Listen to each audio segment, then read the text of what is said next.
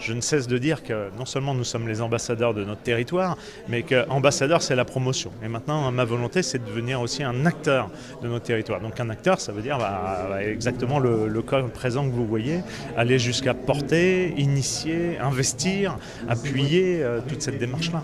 On le sait très bien, si vous voulez, que nos pouvoirs publics, peu importe où ils sont situés, ont tous des problèmes évidemment et de rigueur financière, rigueur budgétaire. Et donc c'est par des initiatives privées conjuguées à l'envie, à la motivation de nos élus, que l'on peut soutenir et sortir des beaux projets comme celui-ci. Vous avez dit aussi tout à l'heure, lorsqu'on vous dit que c'est impossible, ça vous motive. C'est, je trouve, un bel exemple aussi là pour ceux qui veulent entreprendre.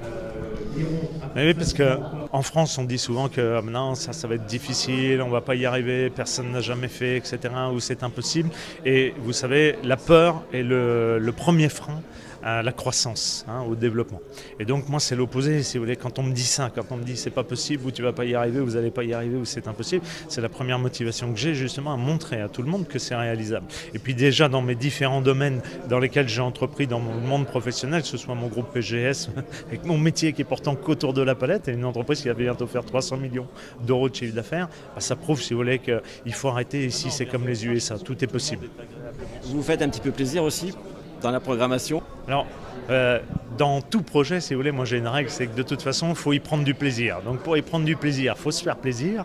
Et par exemple, pour Roger Hodgson, ça me fait plaisir. Je me rappelle l'avoir beaucoup écouté Supertramp quand j'avais 25 ans.